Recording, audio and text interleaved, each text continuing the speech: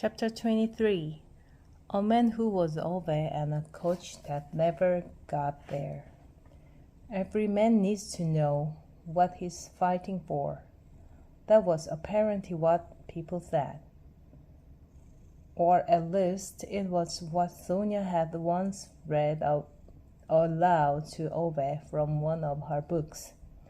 Ove couldn't remember which one.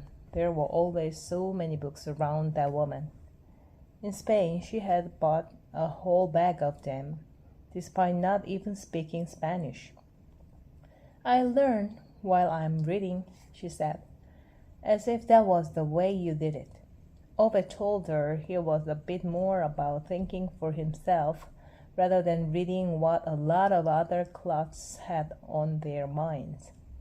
Sonia just smiled and caressed his cheek.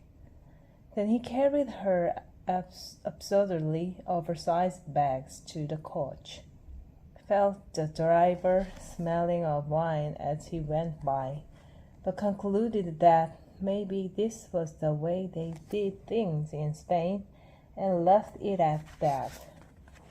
Sat there in the seat as Sonia moved his hand to her belly, and that was when he felt his child kicking for the first time and last time. He stood up and went to the toilet, and when he was halfway down the aisle, the bus lurched, scraped against the central barrier, and then there was a moment of silence, as if time was taking a deep breath. Then an explosion of splintering glass, the merciless screeching of twisting metal, violent crunches as the cars behind the bus slammed into it, and all the screams. He'd never forget them.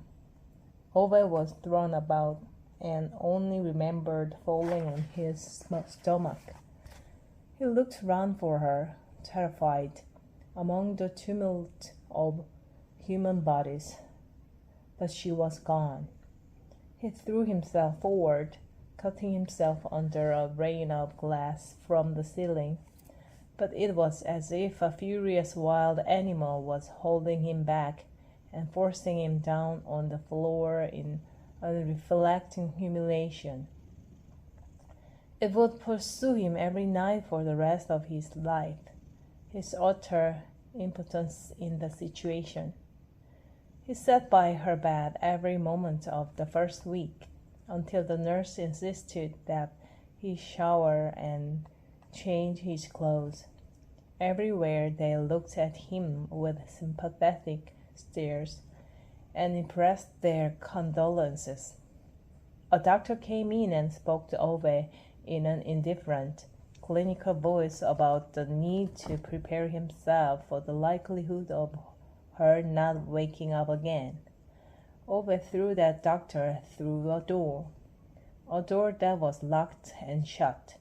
"She isn't dead," he raved down the corridor. "Stop behaving as if she was dead." No one at the hospital dared make that mistake again.